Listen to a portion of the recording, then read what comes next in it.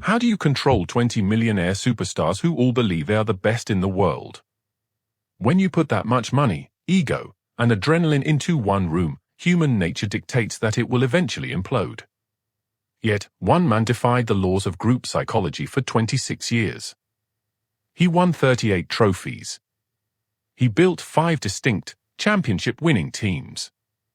He survived the evolution of the modern game, the explosion of social media, and the birth of the billionaire athlete. But what if I told you that his greatest weapon wasn't tactics? What if the greatest football manager in history was actually just a master behavioral scientist? To understand the psychology of Sir Alex Ferguson, you have to understand the nightmare he walked into. It is November 1986. Manchester United is a sleeping giant, paralyzed by its own history. They haven't won a league title in 19 years. The dressing room isn't a high-performance laboratory.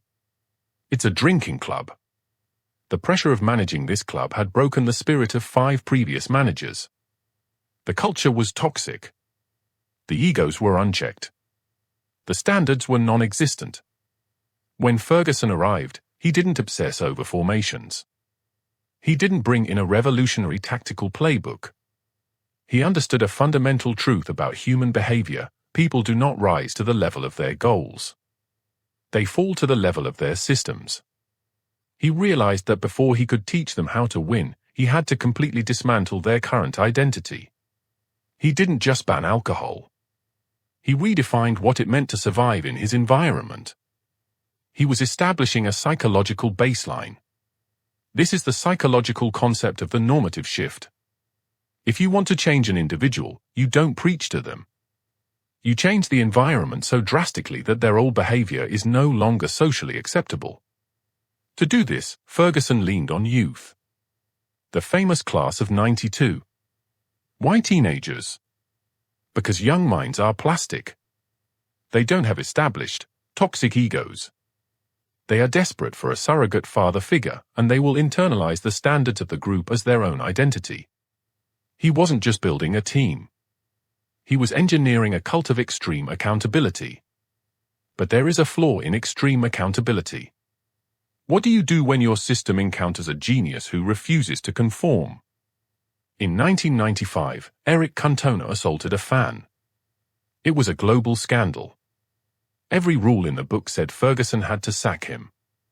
It was the only way to protect the standard, right? Wrong. Ferguson did the exact opposite. He protected Cantona. He nurtured him. He gave him time off.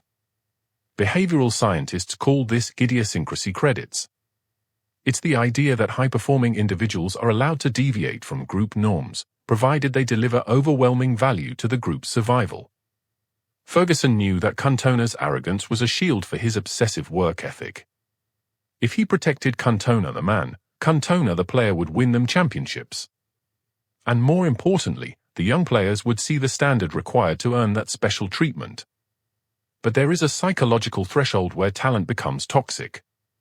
And Ferguson knew exactly where that line was. By 2003, David Beckham wasn't just a midfielder. He was a global brand. The mystery of the flying boot incident, where Ferguson allegedly kicked a boot into Beckham's face, wasn't about a missed tackle. It was about status. In any primate hierarchy, when a subordinate challenges the alpha for dominance, the alpha must respond, or the pack collapses. Ferguson sold his most famous player at the peak of his commercial power. 2 years later, he did it again.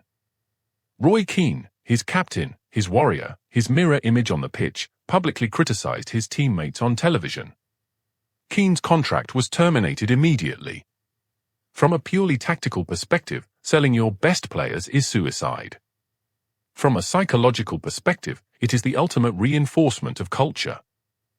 Ferguson was sending a subliminal message into the subconscious of every remaining player: the standard is bigger than you. The club is bigger than you. No one is safe. This ruthless environment was the exact incubator required to forge the ultimate weapon, Cristiano Ronaldo. When Ronaldo arrived, he was obsessed with looking good. He wanted to entertain. Enter the hairdryer. People misunderstand the hairdryer treatment. They think it was just an old man losing his temper. It was actually a highly calculated tool of behavioral modification. Ferguson rarely lost control. He weaponized anger to shatter complacency. He utilized loss aversion. He made the emotional pain of failing the standard far worse than the physical pain of running the extra mile. Under this immense psychological pressure, Ronaldo stripped away the circus tricks. The standard forced him to evolve from an entertainer into an executioner. This is why they always scored in the final minutes. Fergie time wasn't a tactical formation. It was a self-fulfilling prophecy. In psychology, this is known as collective efficacy. The shared belief that the group can execute a task under extreme pressure. When Ferguson tapped his watch, he wasn't looking at the time. He was triggering a psychological anchor in his players and his opponents. His players saw a command to attack. The opponents saw their own inevitable death. The laboratory was a football pitch in Manchester. But the experiment applies everywhere. Whether you are building a startup, managing a sales team, or simply trying to master your own daily habits, the trap is the same. We rely on motivation. We wait for inspiration. We hope that a great speech or a new goal will change our trajectory. Motivation fades. Egos inflate. Talent gets comfortable. Excellence is not an act of inspiration. It is an act of brutal, unrelenting consistency. Ferguson didn't win for 26 years because he was the best tactician. He won because he understood that you don't manage players. You manage the environment. If you ruthlessly protect the standard will protect the legacy.